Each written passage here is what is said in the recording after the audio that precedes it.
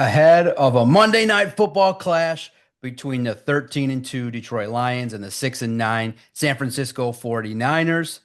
We got to talk it. We got to talk about a game that means two different things to two different squads. I'm John Maakaron with Detroit Lions on SI. Joining me, Grant Cohn, arguably the worst basketball player on the SI platform, from what I've heard, allegedly.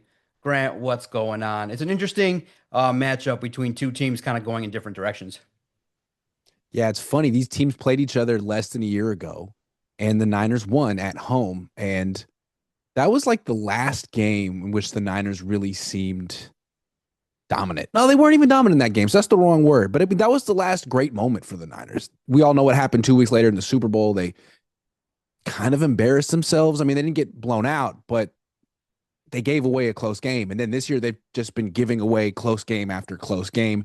And now they're 6-9. They have nothing to play for. And the Lions are one of the best teams in the league. They're better than last year. It's just you either getting worse or you're getting better. You never say the same. And the Niners are getting worse and the Lions are getting better. And I mean, they were talking about, we know the Lions want to beat us by 30. Yeah, that could happen. I mean, this is Monday Night Football at home. And really the Niners, one of the main motivations is don't get humiliated on national television at home. Yeah. And so, in looking at what's happened this year, I think in reading your coverage on 49ers on SI, it kind of looked like this offseason when there was an opportunity maybe to kind of be ahead of the curve and make some interesting moves or make some difficult choices to maybe help this football team. It seemed like the front office maybe chose to kind of compensate players that maybe didn't warrant long-term contract extension. It kind of spiraled from there. Is that where you've seen the spiral start for the 49ers? Because look, that was a football team that potentially you could argue was, making that trek towards a Super Bowl, lost to the 49, lost to the Chiefs.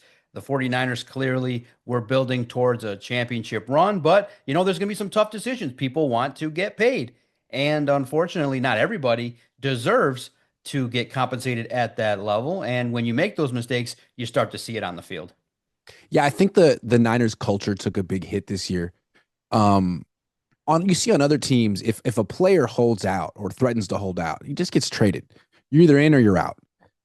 You see that with the Rams a lot. I mean, that's sort of why Jared Goff is over in Detroit to begin with, because he started voicing some displeasure. Well, this offseason, Christian McCaffrey and Brandon Ayuk and Trent Williams all wanted extensions and all held out and all got what they wanted. And really none of them delivered for the 49ers this year for various reasons. And I think that's sort of been the overriding theme of the season for the 49ers is drama and injuries and distractions, which is so weird because it's one of the older teams in the league. Their core of players have been together a long time. You'd think that they'd be beyond that. But this year they were like one of the more sloppy, undisciplined, immature teams. I mean, fighting amongst themselves on the sidelines while winning. I mean, that's the 2024 49ers.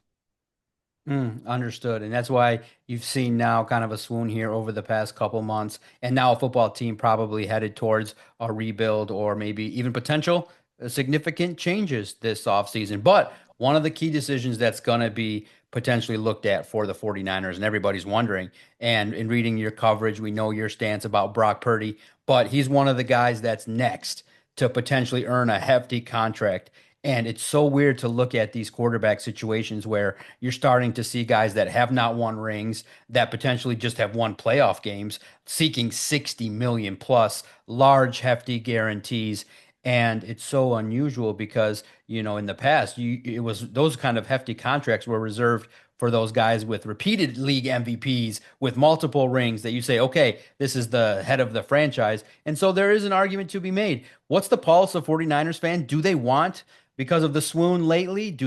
Are they still? And what's your assessment with the organization? Are the fans and the organization still willing to give Brock Purdy a long-term 60 million APY contract even after this year? Yeah, that's the thing. Most of the time when quarterbacks ask for this kind of money, they're coming off like a great year or a great half a year in Jordan Love's case. And Brock isn't. He's coming off the worst year of his career. And I think Niner fans don't want to get rid of him, but I don't think that they're dying to give him 4 or 5 years at 60 million per. I think they love the idea of giving him the Baker Mayfield contract, 3 years, 100 million, which I don't think he'll accept.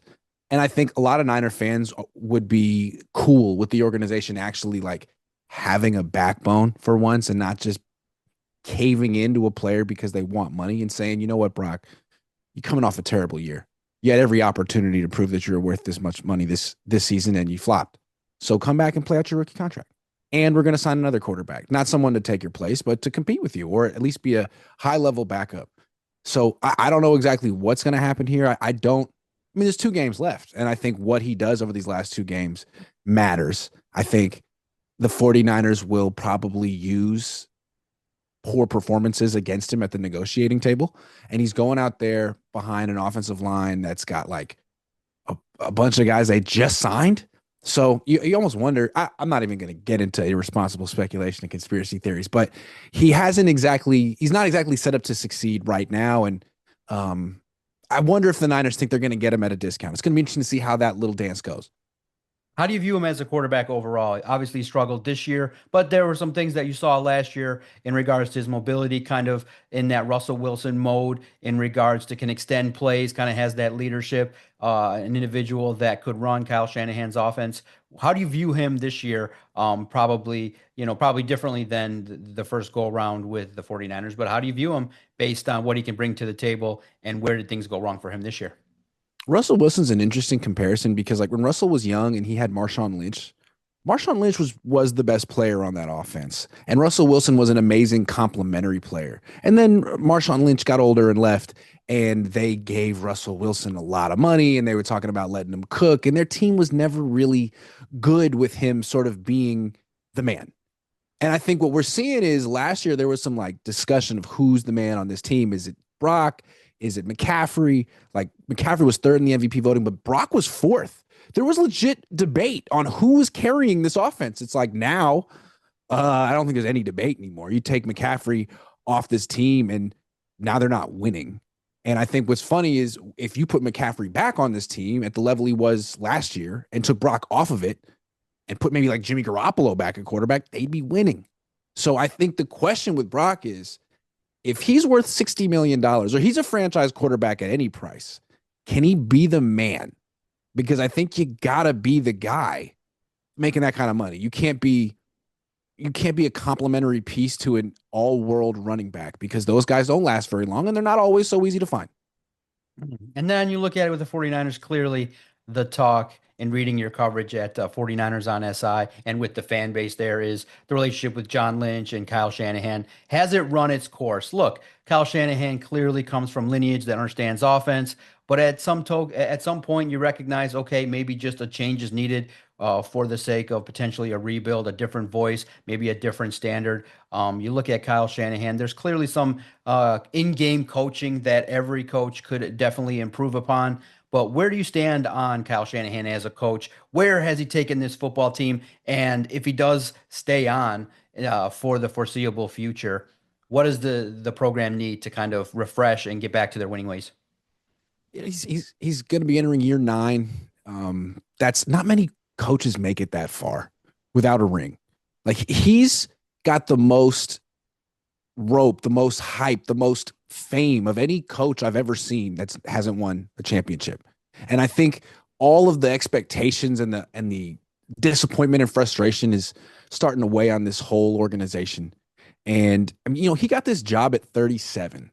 And remember, the Niners were so desperate because they had fired Harbaugh. They had hired and fired Tom Sula. They had hired and fired Chip Kelly. They were a joke. And so to get like some respectability, they basically turned to 37-year-old Kyle and said, man, here's a 6-year contract. Hire whatever general manager you want. Take our franchise. Make all the decisions. And I think with Kyle, we've seen he's had a lot of success doing certain things, but he has more power than anyone of any coach in the league. And I think what we've seen over time is Kyle, the GM, gets Kyle, the head coach, in trouble. His dad was the same way. He's making a lot of high picks. This year, he picked Ricky Pearsall in round 1. We'll see about him. But right now, they're getting nothing from him. I mean, Kyle traded up for Trey Lance. That set the franchise back. There was Javon Kinlaw. I mean, there's guy after guy. And so if the Niners are going to actually retool, they're one of the older teams in the league. Um, is he the guy to make the picks? If they're going to give Brock Purdy all this money and they have then you have to nail the draft picks to stay competitive. Can they do that with him? He may need a fresh start somewhere else on a team where there's like a strong general manager and he can focus on being a head coach and he can learn from the mistakes he made as a young man in his first step. I mean, that's kind of what happened with Andy Reid going from Philly to Kansas City. And then from the Niners, I think at a certain time, a point, a head coach's voice becomes stale. It happened to Bill Walsh. I think it happens to a lot of coaches. And the way the Niners have played this year makes me wonder if it's happened to Kyle. And you look at it too, you hear other potential teams could potentially look for new head coaches. You wonder to see if the 49ers do actually pull the trigger or what happens. Trade him to Following, Chicago. yeah, that's what everyone's talking about potentially. Hey, does that voice potentially go on and somewhere else and set a new course for another franchise? It'll be interesting to see how the 49ers offseason looks after this year when the dust settles. What do they got to play for? Who are the players potentially that you see could be benefiting from some time or opportunities that potentially some playing time with injuries happening that could benefit from some opportunities over the last couple games? Uh, yeah. The offensive linemen are a bunch of guys who've been on the team for a minute. The running back is like a fourth stringer. I think what's happening right now is you're looking at Brock to see what he can, if his stock continues to go down. And you look at guys like Debo. Debo's had such a rough season. He had a good week last week. Are the 49ers going to pump up his trade value before potentially moving him this offseason? I think that'd be one guy that would be looked at as a trade chip if they move anyone. And then I think one question with the Niners, like, what are they going to change about this team next year? I don't know if that question will be answered in the next two games, but why should fans or even players on this team feel like everything will be different next year if it's all the same players, all the same coaches? That's sort of the lingering question because I think the Niners want to give themselves the out like, hey, it was an off year. Hey, we had some bad luck. We had some injuries. Let's not overreact. Okay, but when you come back next year, Christian McCaffrey will be 29. Are we expecting him to be the offensive player of the year again? Or is he going to be in and out? Because if he is in and out, I mean, it'd be hard to knock him. I mean, he's been through so much. He's has a lot of tread on his tires and on and on and on with this team. So now we are approaching Monday Night Football. How are the 49ers viewing the Detroit Lions? Clearly, with Dan Campbell, it's going to be a physical contest. There is the revenge factor. The Lions, the players, the locker rooms kind of downplayed that, knowing that there's new players and it's a new year. This football team had an 11-game win streak. They had a setback against the Bills, but got back on the winning ways against the Bears. But it's a physical team, and there's a situation that could occur on Sunday that could make this dynamic really interesting between the Lions and the 49ers, and that's the Packers game. The Packers game against the Bears is going to have implications for the Lions. And if the Packers end up defeating the Vikings 425 Sunday, then the Lions, if they defeat the 49ers, they will have secured the number one seed. And I just see that if the Packers win, the motivation for the Lions to bring their A game along with the revenge factor, knowing that a vacation's on the way, a bye week, and knowing the goal all year was to secure the number one seed in the NFC, have the home field advantage, all roads lead to Detroit. And with a team like the Lions that's so injury plagued, the bye week would be massive. And I just think that if the Packers are able to defeat the Vikings, the 49ers are going to be in for a long afternoon. What's been the rhetoric and narrative for the 49ers? Kind of what's their mindset approaching the Lions game, knowing that it's one of the best teams in the NFC? Well, I think they've been talking about the fact that they know the Lions want quote unquote revenge, that the Lions are coming in looking to make a statement. And that statement is a big blowout win over the team that beat them in the NFC Championship game. I mean, really, the Lions should have won that NFC Championship game. They were up 17 at halftime. There was that miracle catch, that 50-yard throw that bounced off Kendall Vilder's face mask and landed in Brandon I mean, it was a very improbable win for the 49ers. And I think a lot of people are expecting the Lions to really eviscerate the 49ers. And I think I'm expecting that too. And I think what's interesting about the Niners, they kept waiting for certain players to come back and give them a second win, maybe sort of save their season. First, it was Christian McCaffrey. He came back after the bye week. wasn't quite himself, went down again. And that, like, the second injury kind of like seemed like a gut punch to the team. And then with the season on the line, a do or die game, if they win, they stay alive. If they lose, they're pretty much done against the Rams at home. Dre Greenlaw comes back and he's phenomenal. He's the best player on the field. He had like 8 tackles in the first half, gets hurt, goes down. And it seems like that's another gut punch. Like they're out of second wins. And they've given up a 100-yard rusher in 4 of the last 5 games. They had a streak of 55 games in a row without giving up one. So it kind of feels like they're got a standing 8 count right now. And all the Lions really have to do is lean on them. Over under 1.5. How many 49ers quit against the Lions this game? See, that's what I'm talking about with like the culture of this team and Kyle Shanahan's voice. Like, I didn't see anyone quit on Dan Campbell this year, and I couldn't imagine it happening. Or Sean McVay, or John Harbaugh, or Jim Harbaugh. Like, that's the kind of stuff that makes you be like, what's going on with this team that we don't know about? Yeah, no doubt about it. It's an interesting matchup now with the Detroit Lions coming into this contest. You look at it from the Lions' perspective, it's a football team that is, really looking defensively to be able to weather the storm regarding so many injuries. But you look at it with Aaron Glenn and Ben Johnson, the coordinators, two coordinators that are now reaching the upper echelon of being talked about as potential head coaches. And then you have Dan Campbell, the ultimate motivator. So it's a Lions football team that is super confident. And I do think that heading out west is going to be perfect for them. It's a football team that now, really battled a lot of injuries on defense, but one injury struck the offense in terms of one of the starting running backs in David Montgomery. But the situation and the silver lining there for the Lions is that Jahmyr Gibbs is definitely emerging as the Alvin Kamara type running back, and he's somebody that, given the bulk of carries against the Bears, you saw, and granted, it's a Bears team that's not that good, but you saw an individual that has confidence that is ready to carry this football team. And so you look at it offensively, that's where this football team is going to shine, is on offense. And I just think that the challenge has been, set out for this offense to, hey, go out there and execute at a high level. And so how is the 49ers defense potentially going to stop a football team that can score 35 points pretty easily, game in and game out? Not going to. I'm sorry that I'll take. I was just in Miami watching them like completely helpless against the Dolphins. I mean, Tua, they never touched Tua. He never broke a sweat. It was so easy for him. And then Tyreek Hill didn't even make an impact. Jalen Waddle didn't even play. He was just throwing screen passes to Devon Achane and then some RPO little stick routes to Jonnu Smith. And they scored 29.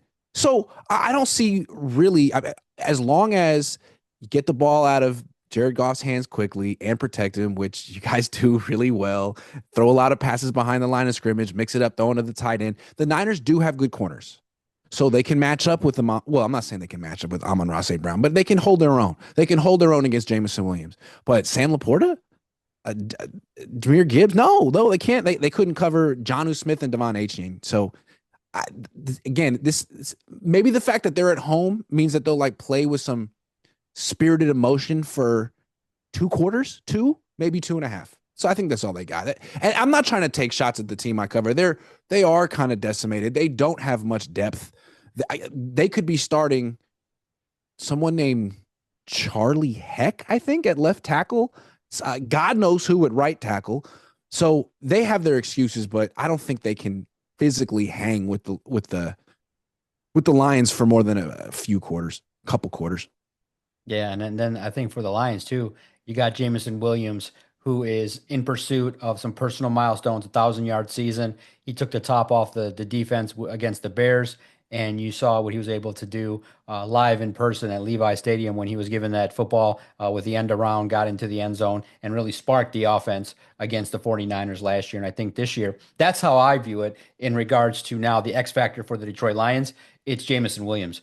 Jared Goff, as we talked about it with the offensive coordinator Ben Johnson today, in that it took about 2.5 years to kind of develop that deep connection with Jamison Williams. And you look at this player, and you guys are familiar with great deep threat options and great options, explosive players. And now for the Detroit Lions, you have this young wideout that's kind of coming into his own. Definitely dealt with some maturity issues, off the field and stuff like that. But now that he was given the task at the start of the year to, hey, emerge as the number two wide receiver for this football team.